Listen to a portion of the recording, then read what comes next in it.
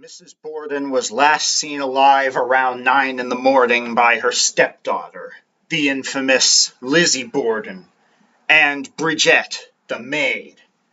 At the time Mrs. Borden was killed, Lizzie's sister Emma was out of town. Mr. Borden and Uncle John were out in Fall River.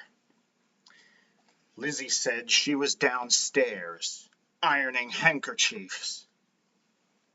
Mrs. Borden was killed in the room where her Uncle John had slept the night before. This is now one of the most requested rooms for overnight stays in the historic Lizzie Borden Axe Murder House and Museum. The John Morse Room, also known as the Murder Room. There was no sign of a struggle, and she had no defensive wounds.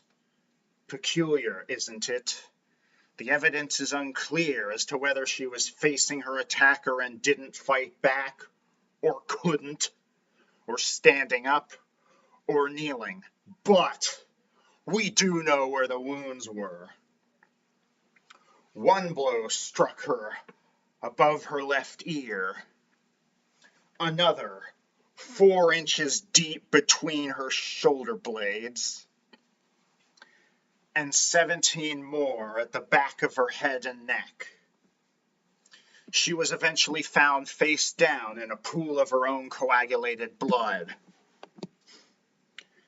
Between the blood and the stomach contents of both victims, we can pinpoint her time of death around 9:30, a full hour and a half prior to Mr. Borden's murder.